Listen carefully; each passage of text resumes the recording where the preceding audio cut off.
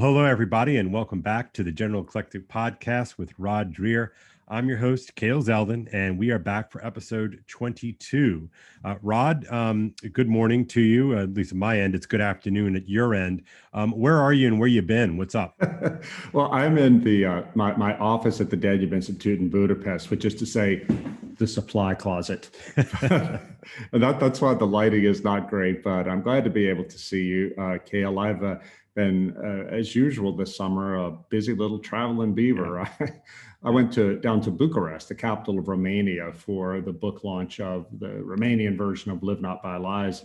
I'd never been to Romania, but I've had a fascination with the country ever since the fall of the dictator Nicolae Ceausescu in 1989. His was one of the more spectacular collapses of communism.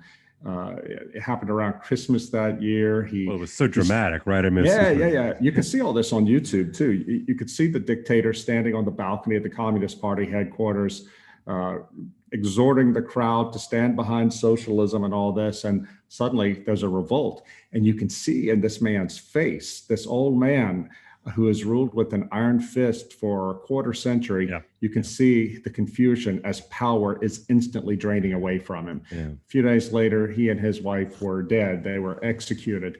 And the country's had a really rocky road since then. But it has also produced a number of saints, some of the most incredible testimonies from the Gulag of Christians, martyrs and confessors came out of Romania. In my book, Live Not by Lies. I was going to say, I may remember reading of this somewhere in some kind of book. Can you refresh my memory here a little bit? Yeah, in Live Not by Lies, I talked about Father Gyorgy Calchu. He was a priest who did 2 terms in the Gulag under the communists.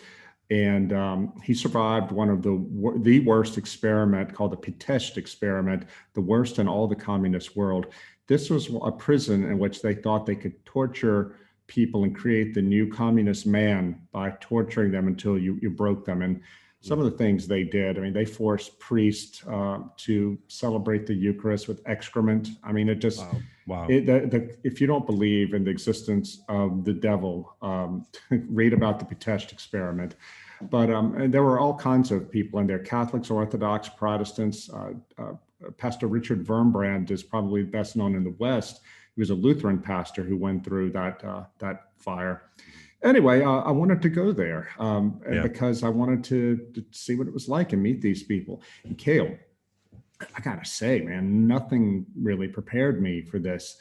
I walked into these churches, these Orthodox churches there, because it's a predominantly Orthodox country. And you know how a lot of us have had this experience of going to certain places, whether it's churches or holy places or even certain parts of nature where you feel things are very thin, like the veil between our world and the next world has gotten permeable. Well, that's how I felt in these churches. And it could be that I was primed to feel that way, but I think it's probably more the case that the prayers and the worship in these churches under these hellish years of persecution gave them a certain spirit. And I was so I love that. I love that idea, that there are places, we know that places have spirit, all of us know that intuitively. Certainly, if you've ever been to a place like Normandy, right? Where you really, it's sort of almost too much, you go to Gettysburg in our country, and it's similarly, that there's some sort of the veil that separates the material and the immaterial seems so almost sort of wafer thin. And it's almost like, that I sort of have this image of a sandpaper, the veil has been sort of rubbed so thin that that you can cross over, and holy places have that. And the difference, the difference, you can sort of experience it. And it sounds to me like there are these little sort of enclaves in within little almost in the rows of the buildings. You walk in and you realize that you're almost in a different dimension, right? Yeah, absolutely. And when the way the schedule was, I was going to spend Saturday morning and most of the day doing a series of interviews for Romanian media. And then at 6 o'clock that evening, I was going to go stand in the churchyard of this one Orthodox church and address a crowd, just talk about the book. Yep. And my publisher said they expected about 100 people, maybe, and they hoped to sell 50 books. Well, we got about 500 people and sold 400 books. I was astonished. People came from all over the country. Some people took a train for 12 hours to hear me talk. I mean, That's crazy, man. I That's was almost great. in tears. I was so humbled by it. And the thing that both moved me and made me really angry was the constant line I got from the different people I talked to over the weekend. They felt, these Orthodox Christians, that they were looked down on by people in the West, by Americans and by Western Europeans, Mm-hmm. for their religion and for Mm, their conservatism. mm, And they were also looked down on by elites in their own country who mm, would like to get rid of these Christians and these social conservatives so they can march into the progressive future united with the godless, atheist, progressive Western Europeans. And mm, these poor people, they feel scattered, they feel ashamed. They don't actually feel ashamed, but they're told that they should be ashamed mm, of their faith.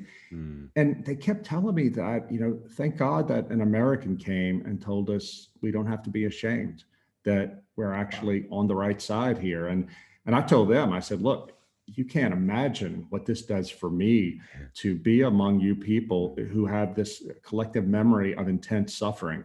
mm, And you've built me up, and mm. they were grateful for me. So it was a really, really graced weekend. And I don't know where this is going. This one of the publishers leaned over to me after seeing all the people and how the buzz from this book exploded in the country. He said, "You might actually have started a movement here," and that's really humbling to think about. But what it was, Kale, is it wasn't really me. It was me reflecting back to these people Right. what they already know, but they were told that it's not true or it's not what you think it is, meaning the stories of the martyrs and the confessors. And I told them, sitting there in that courtyard or in the churchyard, I told them, you have everything you need to resist these lies, this new soft totalitarianism in your faith. Just don't listen to those who tell you it needs to be thrown away. And it was incredible. It strikes me. It's one of the things that I hear. I was listening to an interview with Jordan Peterson maybe 2 weeks ago, something like that, and he was talking with maybe Stephen Fry. At any rate, and he and Stephen Fry, he was sort of just saying out loud, it's so interesting. I'm telling people things that they kind of know, but they've almost been kind of disallowed to say or to hear. And that it's so much, because one of the easy smears against somebody like Peterson is like, oh well, he's just sort of spinning folk wisdom or folk tales, and is Mhm. really rather conventional and like yada yada yada, nothing to see here. And yet, people are lining up around the block to go into theaters, dying to hear an honest man speak, Yeah, and yeah. and somebody like you. It's so fascinating to me, sort of being with you throughout all of your research and your writing and your travels, when you were charting out Live Not by Lies in the wake of the Benedict option. And in our conversations, you said, what I really want. It seems to me that your intended audience was folks here back Oh, home, sure, sure, where you're sure. like, look, we need to prepare ourselves and da da da and do all these things. And it's fascinating to me that by being sort of doggedly faithful to this instinct, I think, an informed instinct that you have about the state of things, um, and you thinking that you're writing this thing for this specific audience, and that still holds, right? That's still true. And yet this thing has sort of been then taken up by, in your travels right now, especially in these countries that most folks in our own neck of the woods just sort of ignore and kind of Mhm. put into the basket of sort of former Soviet satellite states, right. whatever, and yet they are taking to this. Their in so many respects, it's their wisdom, it's their Of story, course, yeah, it's and them. yeah, and you've taken it and now kind of given it back to them. That must be incredibly odd and humbling and It kind of is. exciting. It is. A university professor in Bucharest told me, he explained it to me. He said, a lot of us over here have been saying the sort of things you're saying Mm. for years, that we can sense in this, communism fell, but now what's coming at us from the West, a place we look to for hope for all these years, is a much more sophisticated form of the same reductive materialist ideology. And he said that we've been saying this, but it took an American to come here and say, you're not crazy. And not only are you not crazy, you're not alone. Yeah. And he said nobody but an American could have done this. Now, And why is that? If you could just sketch out for our audience, and why is it that that an American, in this case you, an American has the sort of the authority. standing, the keeping, the authority to say this sort of thing? Why does that seem to work? Oh, gosh. And it's so crushing to think about this. It's because these poor people have been taught all their lives that we're the best, that the West is the best, that we in Romania are backwards and we don't see things like they are, that we need to be instructed by the West. And there was definitely a lot of truth to this during the communist era, because the West was a place of freedom, especially religious freedom.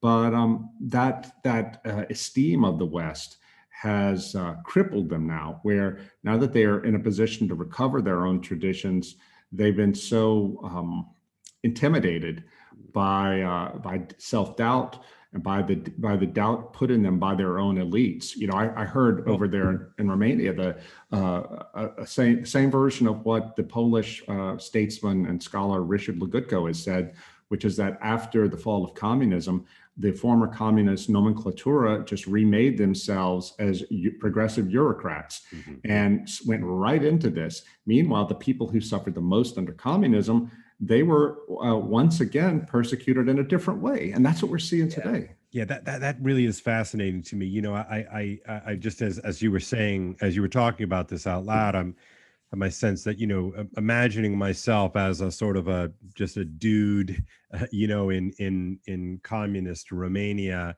in the 80s, and however beat down I've been over the course of the years since my country went communist in the wake of the Second World War. And so naturally I have a distaste for the communism that has come to me from Russia and the Soviet Union. But the West wins. But the West that wins is not a stable and singular thing. The West that wins the Cold War is not the West that exists today. Like Right. it's a different thing. And I think one wonders, for instance, if we were to be engaged in a Cold War right now with some sort of large, menacing communist country, like imagine that. Would I just realized as I'm saying this out loud? Well, Kale, there is one. Would we have the cultural chauvinism to combat such a thing? I don't think we do, No. personally. But so the West as this sort of the locus of freedom and goodness that will combat and defeat my own oppression as a Romanian communist comes in. But now the West is kind of a different thing. Yeah. The West goes through the 60s. The West goes through the sexual revolution. The West goes through the liberal revolution, right? I mean, because the liberalism in 2020 is not the same thing as liberalism in 1960. It doesn't seem to me. No, because there's no culture behind it. Right, Or the right. culture behind it is highly materialist, highly hedonistic. Well, and it's a zombie culture. I mean, it's right. what it is. Well, I want to say that this is making me think of Solzhenitsyn's 1978 Yes. address at Harvard. Yes. Yes. They Good. Good. Yep. Yeah, they expected him. Harvard expected Yes. Solzhenitsyn, who had been kicked out of Russia 4 years earlier, Mhm. expected him to come there and say, "Yay, the West." The He West didn't is the do it. best. Yeah. Yeah. Yeah. Yeah, he came in. You can find this online. You can find the transcript. He came in and said, you all have lost your moral courage. You've lost your way. He scandalized a lot of people because they thought of him as ungrateful. We can now see that he was right. He saw what was there and what was going to come, and it has come. Here's one of the most cruel ironies I learned about this weekend in Bucharest, Kale, that I asked my host, I said, well, how are young people in this country, when they think of communism, how is it being taught to them by their parents and grandparents? What happened in this era? And they said, well, that's the thing. Communism is presented to them by those who lived through it as a time of great material deprivation and of a lack of personal liberty, defined as the freedom to do whatever you wanted. So the result of that is today, when young people see Christians talk about traditional morality, they think, oh, they call them communist. They think that the Christians, because the Christians are the ones saying that, wait a minute, there is a moral order here that we need to live by, that you can't just do whatever you want. So that's fascinating. Can you break that down a little bit for me? I'm not sure. It's on my blog. They said that it's a bizarre paradox that because the world of communism has been explained to the post-communist generations by their parents as characterized by two things: by material deprivation, massive poverty, and a lack of ability to do whatever you wanted, personal license. And so the opposite of that is the West, which is this material wealth and freedom as defined by no limits at all. Well, Christians in their country say, hang on, that's not what freedom really is. And that causes young people to call them the neo-communist. Christians who are crushed by the communists.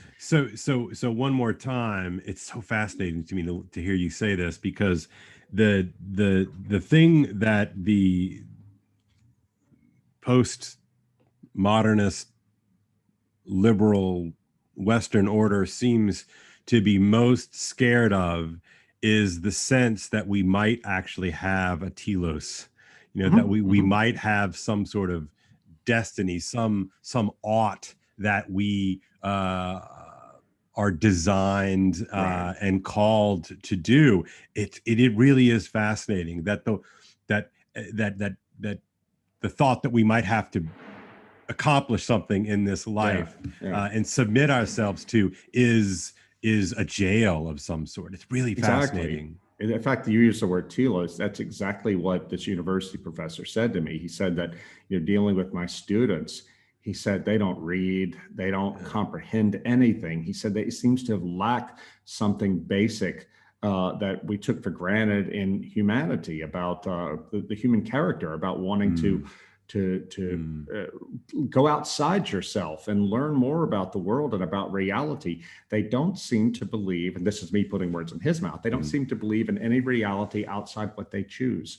And he said, and they don't know what to choose. There's no telos here. And I'm seeing an incredible amount of anxiety and despair among the young. Well, look, Rod, just to jump in here. I mean, and again, this is not exactly the same kind of language that a Jordan Peterson uses, but his insistence on the pursuit of meaning and the acceptance of responsibility is precisely a kind of a new not a new vocabulary, but a slightly different vocabulary for the language of Christian teleology that you and I are familiar with. In other words, what we have deprived kids of, students of, young people of, adults of, is the sense that they are made for something. Right. That we have a thing that we must accomplish, and it's not. I'm reminded. God, sorry, this just popped into my head. I recently have rewatched John Travolta in Saturday Night Fever. Right? Yeah, Saturday Night Fever. And what's so striking to me about this vision of the late 70s disco culture in New York City, or not Manhattan, but I think it's Brooklyn. Yeah, sorry, it's Brooklyn, is that they have no point except to go out on Friday night dance, and hump. Like that, that's what it's for. And you can see this, the malaise set in. And it's, I don't know if you've, how recently it's been since you've seen that movie, but the sort of depressive tone of the whole piece is just palpable, because these are people who don't know what they're for. Mm-hmm. Yeah, I mean, it, and that's where we are today. And mm-hmm, the answers coming from the West is that you are for continuing to, it's progressivism, throw off mm, all the chains of the past that keep you bound. And and these people over there, they have more cultural memory than we do of the previous moral order, even though religion is not strong over here in this part mm-hmm, of the world, mm-hmm, Poland accepted, but that's mm-hmm, changing rapidly. They mm-hmm. still retain enough of the old Christian vision, but it's being Well, taken from. to what do you attribute that, Rod? Why do they have a why do they have a deeper hold on their sort of their memory, their I think cultural that Christian memory? somebody explained this to me here in Hungary. They said that communism put everything in kind of a deep freeze. Mm, Where I mean, communism certainly had its own moral order that it tried to enforce on people, but a lot of people didn't accept it. But they had no alternative except to fall back on whatever residual cultural memory was left. mhm, I excuse me, I was told by a Czech friend of mine, a Christian, he's an immigrant to America. mhm, He said, the truth is, it wasn't so much the church that got us through communism, but it was memory of who we are as a yeah, people. mm. It was ethnic consciousness. It Interesting, was, interesting. and this is something that when you hear Europeans today talk about sovereignty, the sovereignty movement, which is in a lot of different European countries, it is a reaction against the modernism as made manifest chiefly for them in the European Union, which is trying to Mm, obliterate national boundaries, and they see national consciousness as and tradition as barriers to creating this borderless utopia. mhm, And I mean, look, when you have here in Hungary, Viktor Orban has been very, very strong against migration here, because he clearly understands that the end result of all this will be to dissolve these peoples. mm, In fact, just since you and I talked last, it was reported that Pope Francis, who's coming to Budapest, capital of Hungary, in a couple of months for a Eucharistic Congress, he is going to snub Prime Minister Orban. He will not meet with him. He'll stay here on the ground for 3 hours, then go to neighboring Slovakia and spend 3 days. This may not have any precedent, certainly in his papacy. Francis met with the communist leaders of Cuba, as he should have done. I mean, he's visiting sure. Cuba. This is what you do. But he will not meet with Prime Minister Orban for the same reason, I believe, that he won't meet with Matteo Salvini, the most powerful politician in Italy, because they oppose him on migration. And they oppose him from the right.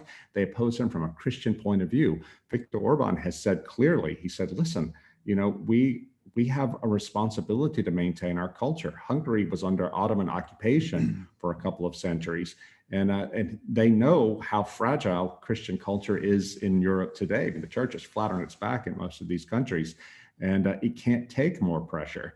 But I wrote something called Viktor Orban has done more to protect Christian culture in Europe than Pope Francis, which got a lot of people stirred up. And hope I haven't offended you, my Catholic friend. No, no, no, gosh, no, you're kidding me. I'm curious. I did not hang out in your com boxes. What kind of reaction did you get to, I think, a pretty sober take on this Pope Francis snub of Orban? Yeah, well, the usual suspects, usual liberal suspects, saying that you're turning your back on Jesus. You're signing up for nationalism as opposed to Christianity. But it's this, and there was some pushback too from Christians, Catholics who Mhm, live in Europe, who are like, wait a minute, that our faith does not require us to dissolve ourselves as a people. mhm, There is a way to help people in need, like these migrants in need, from refugees from the war, without having to absorb them into our countries when we plainly can't do that. In France, you and I talked on a previous episode here. In France, they are heading towards a social breakdown mhm, because of the unassimilable Muslims of the suburbs. And it's or people like Orban don't want that for their country. It will happen. We know it happens. But the globalist and the EU people and liberals, including Pope Francis, they just refuse to see it. It's this sort of crazy so-called compassion that it makes compassion into a suicide note. We see the same thing happening in our own cities in the U.S., San Francisco being a clear example, not about migration necessarily, but about drugs and homelessness. California is destroying itself because anything civilization does to defend itself, liberals, not even necessarily entirely church liberals, but including church liberals, say it's mean, it's hateful, it's uncompassionate. So they're letting the whole thing go to hell. Yeah, it's sort of, I don't know what to attribute these sorts of ideas to. I can't decide in my head if somebody like Pope Francis and this sort of absolutist position on immigration and migration is naive, or he is calculating. I really don't know. I don't know. In the state of the discourse is so frankly pathetic and first grade level analysis that, Mhm. If you sign up for any kind of immigration restrictionist position, you're automatically, a tick, a tick or two to the left of Satan, right? There's no, Mhm. there's zero ability to recognize nuance. And I remember listening to Eric Weinstein go off about this, whatever, about a year ago, and he was just sort of saying, look, it's like, you know, he calls himself a xenophilic restrictionist, and he said, look, I love other cultures, I love interacting and go traveling and having people over, but it's like this. He says, I'll have anybody over to my house for dinner. I love talking to people and interacting with people and getting to know people from all over the place, but that doesn't give them an automatic ticket to live in my house for in perpetuity. It's like, look, come over, good to see you, love to interact with you, but you have to go home too. And look, it's one thing if these are if it's a situation where someone is a refugee from war or something like that, but that's not what we're seeing Oh, here. it's not what we're seeing. And that's And I the think that's lib such an important point to bring out, and that's why I think there's this sort of strange false compassion in the person of somebody like Pope Francis. It's like, this is not, anyway, I think this is, and is that naivete? Is it yeah. calculating? I mean, what do you Well, take from at it? this point, it's willful naivete. It cost him nothing Hmm. to open the door, call for Europe to open the doors Hmm. to migrants, Hmm. but it's going to cost these people and the people who have to live in this continent long after Francis is dead and gone. It's going to cost them everything, Yeah. and the birth rate is collapsing here, as it is in most places in the world. So they've got. It is life and death for them in the future, and there's no telling what's going to happen. But it's just a crazy thing that at this time of Europe's great peril, the Catholic Church, which made Europe, Totally. Belloc is right. Europe is the Totally. faith, and the faith is Europe. The Totally. Catholic Church is, in the person of Pope Francis and some of its other leaders, is all in for civilizational collapse. It's just extraordinary.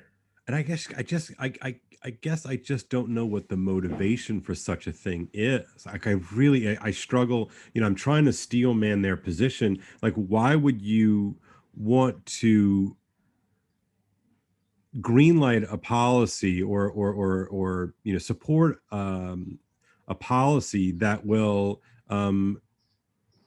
do a France, Mhm. on steroids, right? Yeah. I Well, don't understand what the motivation is that behind that. well, and similarly, Pope Francis has spoken out correctly against gender ideology as something demonic and Yeah. totalitarian. Yeah. Well, guess what? Guess which country has fought it in the law? Mm, Hungary. mm, Guess which country wrote into its constitution that marriage is exclusively one man and one woman 2 years mhm, ago? mhm, mhm, Orban's Hungary. mhm, And mhm. yet, Pope Francis is happy to meet with all these leaders from around the European countries and the US, like Joe Biden, who Including devout Joe Biden, divide please. Catholic Joe Biden. Devout Catholic Joe Yeah. Biden, please. Oh, you have to say that, Rod. It's part of That's the right. rules. It's part of the That's right. rules. So he's got no problem meeting with them. And again, okay, fine. He's got no problem meeting with the leading abortion campaigner in Italy, Emma Bonino. Mhm. But he won't meet with the man who's a Calvinist, by the way, Yeah, Orban, yeah, won't meet with the man who is doing more than anybody else to defend actual Christianity. Come on. yeah. It frustrates. It frustrates, to say the least. But that I'm struck by I'm struck by I said earlier about, if we were to find ourselves in a Cold War now in 2021, would we have the kind of cultural chauvinism, i.e., patriotism, I guess, to sort of stand up and fight the forces that would uh, eliminate, us. And it doesn't seem to me to be the case. And why is that, Rob? Why do we lack the belief in our own culture in order to mount a serious defense of it? I keep going back to this question, Kale, because it was asked to me in the meeting in Bucharest, and I was not satisfied with what I could say to them. I said, Right. Right.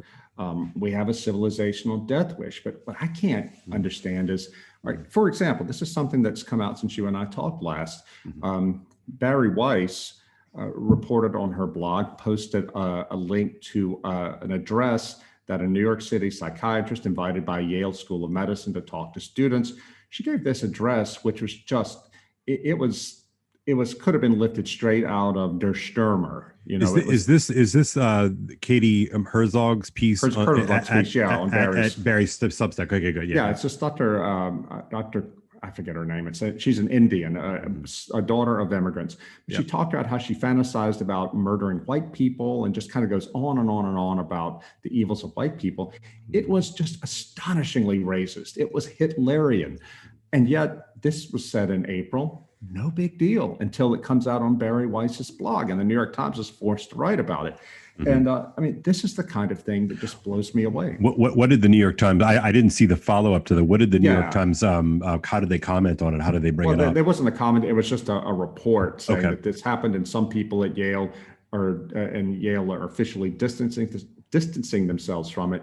But the incredible thing is, you might remember last year, maybe it was earlier this year, two professors at Georgetown Law School were Yeah. caught on video just saying something about how the Black students in their classrooms are always bringing up the rear academically. Mhm. It was just an observation, and they weren't happy about it. They No, were just they observing. were, in fact, they were quite upset about it, and they wanted to do.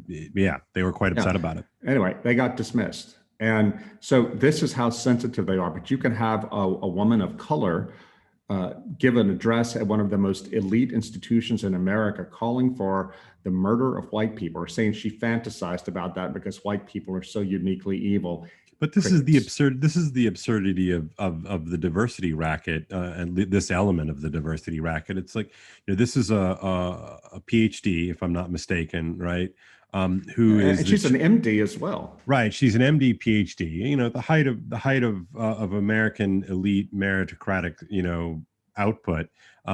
Goes to a very expensive prep school. Been to all the elite schools, and she's going off on whiteness. It's so Yeah, fascinating to me uh, that this is okay.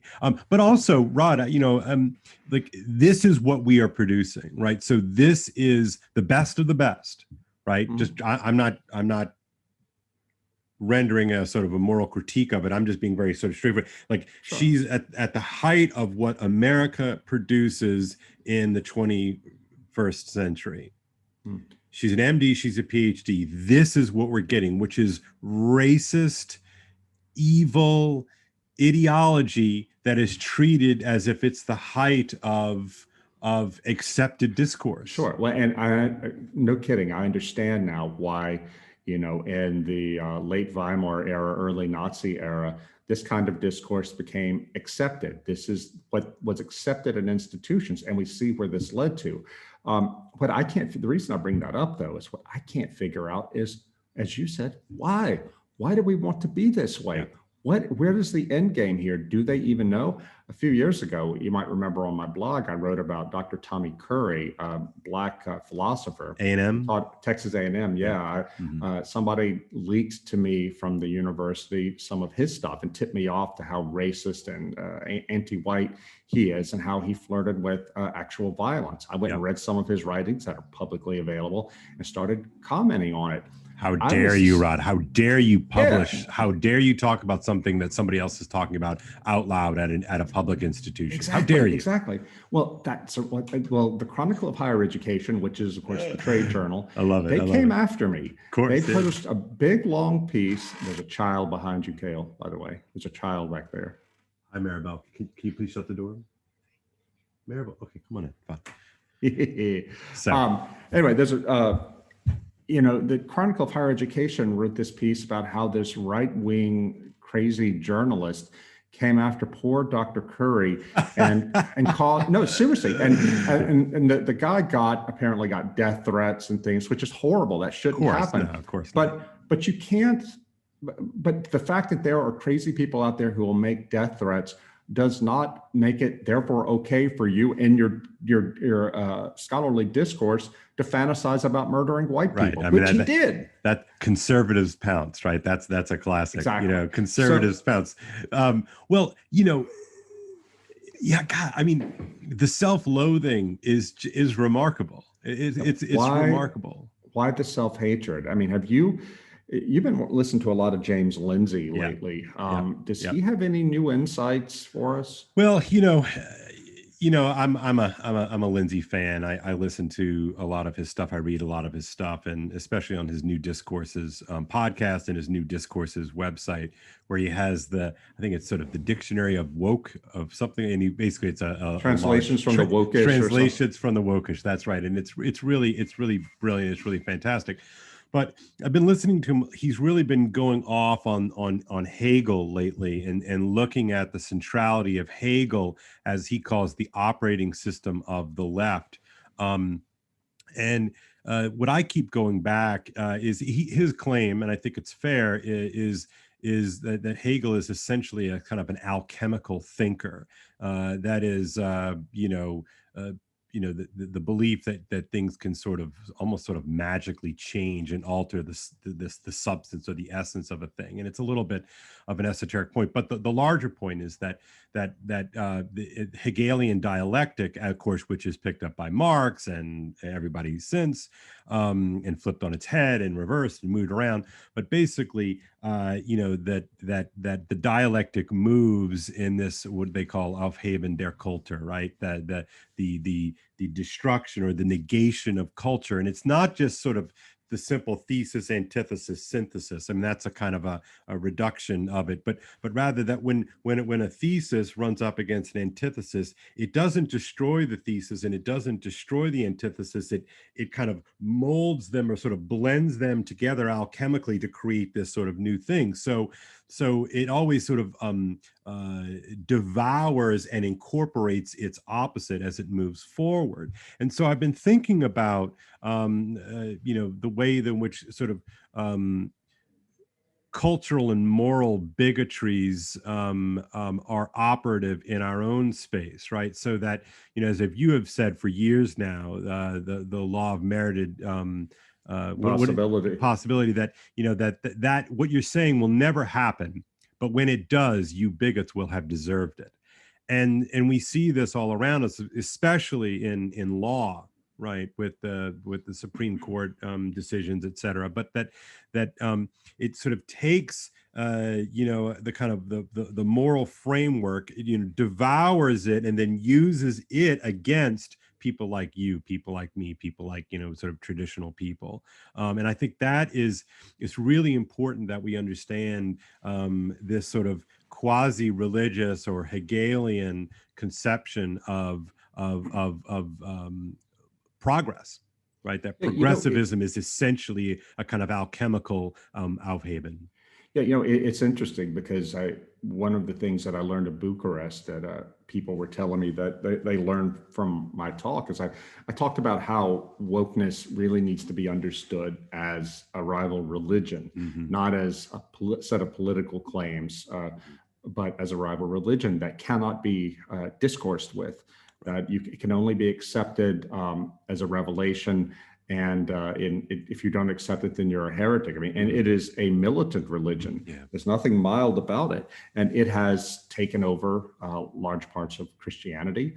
I mean, look at the German Catholic bishops, for example. Oh, by the way, Ah, did you see that Cardinal Reinhard Marx yeah. of Munich, I have leader of the German? I have submitted my resignation to the Pope. Yeah, yeah, of course. No, Cardinal Marx has submitted his resignation. I don't believe any of this, by the way. I'm that red pill. I think there's something else going on. Okay, well, just so the listeners understand, Cardinal Marx said he's a famous left winger in the church, and Hmm. he's come you know, to blows with Francis over the German church wants to embrace homosexuality, Yeah, and they're trying to go about it by different ways. And Francis has said no. Well, right. Cardinal Marx offered his resignation and said in his letter, the Catholic Church has reached a dead end, Sure. which is, it may well have done in Germany, but I think what he should say is the liberal Catholic Yeah. Church has Yeah. reached a dead end because it's dying.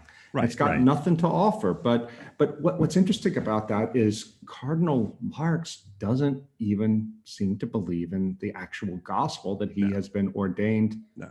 to preach. He doesn't No. have that sort of confidence. Not even begrudgingly believe in it. I think he just flat out does not believe it. Which so my way of thinking, like, not only should you resign your position, but you just need to sort of admit that you're not a Christian.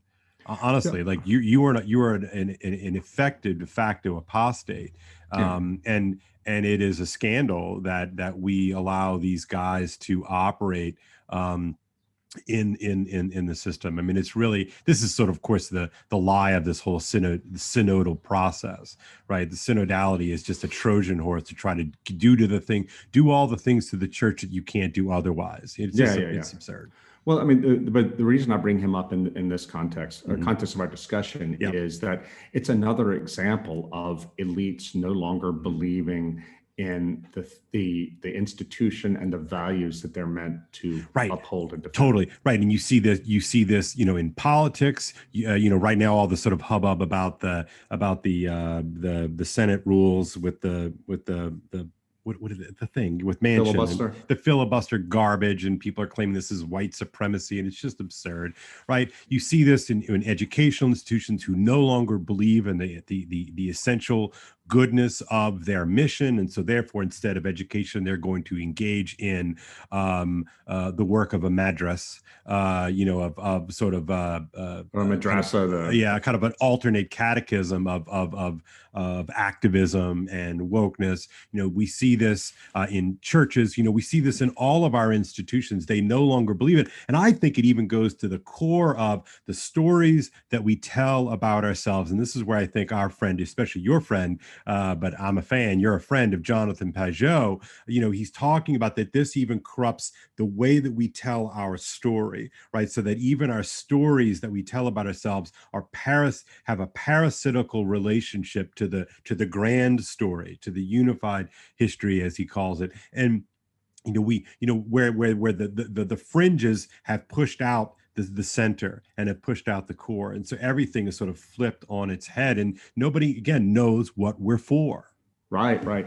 And I can see, I'm looking now that we're running out of time. Yeah, I want to yeah. tell you something really interesting I read this week that I can't wait till this book comes out. Have you ever heard of Dr. Ian McGilchrist? Yeah, He's yes. he Oh, wrote The yes. Master and His Emissary. Yeah. Right. He is a psychiatrist, but the book, his magnum opus, The Master and His Emissary, talks about the left brain and the right brain and how the crisis of modern Western culture. He's not, by the way, a religious person. Right. So the crisis of modern Western culture is because of the overdominance of the left brain and its values. We've lost the ability, the noetic ability to intuit things and to see and see the whole picture. Anyway, he's got a new book coming out soon, and he sent me a chapter from it. No way. And in the chapter, he had this metaphor that I found arresting. He was talking about the inheritance of science and the Enlightenment. He said that it has both given us deeper insights into some things, but blinded us to others. He said, it's like someone given a powerful magnifying glass that allows them to see into pond water and to see all kinds of things happening there that are not visible to the naked eye. But then taking the same magnifying glass, pointing it at the sky and saying, thank goodness we have this wonderful new instrument, because now we know the stars aren't really there. Yeah. I mean, think about that. This is brilliant. This is Lewis. This is C.S. Lewis's discarded image, right? I think he's teasing out the sort of the implications of this, a different context, but this is wow. That's exactly right. Yeah, and so this is what my next book is going to be about. I'm so glad he's written something. We'll have had something much more technical, but I'm sure I'll draw on it because he's really onto something. But this is another way for me of extending the Benedict option to making us realize that people like you and me have to work so hard to remember who we are, remember what reality is. Because the thing that we're getting fed, it's not real. It is a lie. It is a metaphysical lie. And but it's not real on purpose. And I think that's what I find so valuable about Lindsey's work is that, the whole point is that it's not real. And we need to vehemently and vociferously, stand up to it and speak out against the unreality of it all. It's absolutely essential. And on a political and cultural level, we need to realize that the fix is in. Just yesterday, as we're talking, the New York Times ran an op-ed by the president of the Human Rights Campaign, this $50 million annual budget, gay rights lobby in Washington, extraordinarily powerful. They get money from all kinds of major corporations. This guy, Alphonso David, has said that now is the time for everyone who was an ally of the LGBT community to engage in civil disobedience and refuse to enforce laws being passed that prohibit transgender medical interventions for children, that keep biological males off of female sports teams, things like that. He said that he wants to bring mass civil disobedience, that these are not laws that we should follow and that we have to. He said trans people are in imminent danger. I mean, this is the thing they always say, that if you don't give us what we want, you'll have blood on your hands, bigot. But what struck me about this, Kale, is 6 years ago when Kim Davis, the fundamentalist Christian county court Kentucky reporter, Kentucky, when she after Bergefell, she refused to sign gay marriage licenses, citing her religion. I said, and some other conservatives said, she's right on this, but she should resign because we have an obligation to follow the law. If she doesn't believe in the law, she should resign. That's what I would have done. She ended up going to jail, but eventually, she was pushed aside because the law is the law. And at that time, for me, I was thinking that, even though I think she's morally right, we have to live by the rule of law, because without the law, where are we?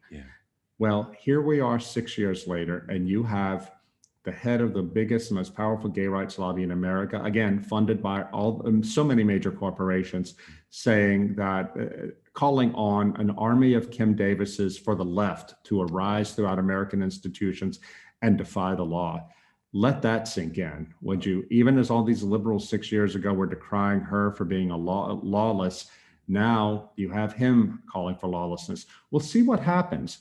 I have zero confidence that these major corporations will threaten to withdraw their donations to the Human Rights Campaign because of this call for lawlessness. Of course not. Of course not. But note this well. This is a sign of the times. And I wrote an update. I wrote about this on my blog, and I wrote an update saying, you know what?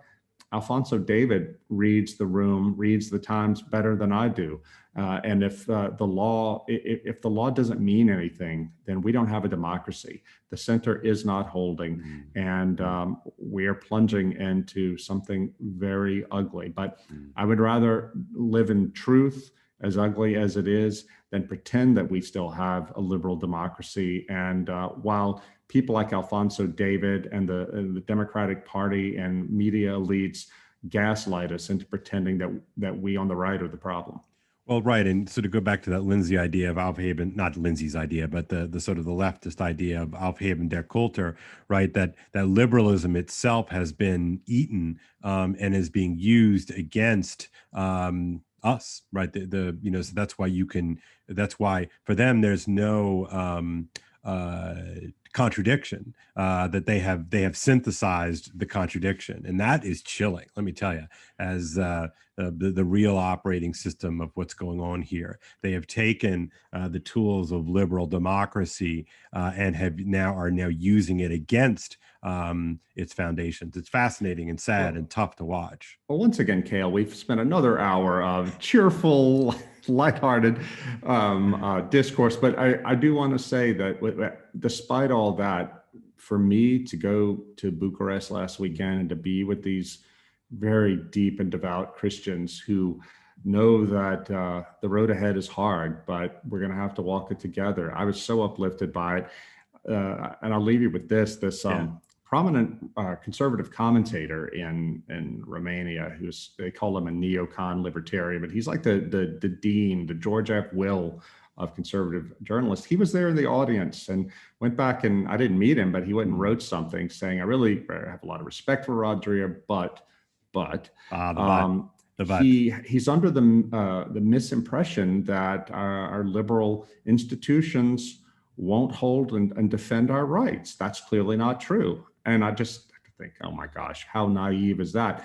And secondly, he said, Dreher just indulges in this Christian masochism, because I talked about the value of suffering and had cited the suffering of the confessors in Romanian prisons.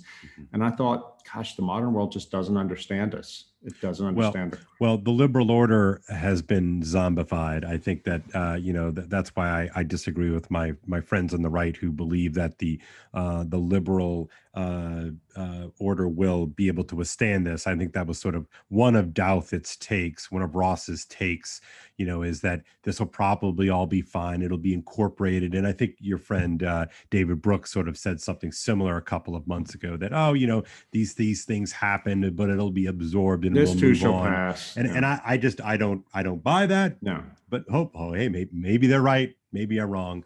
But we shall see. All right, Rod. Look, this has been a great hour.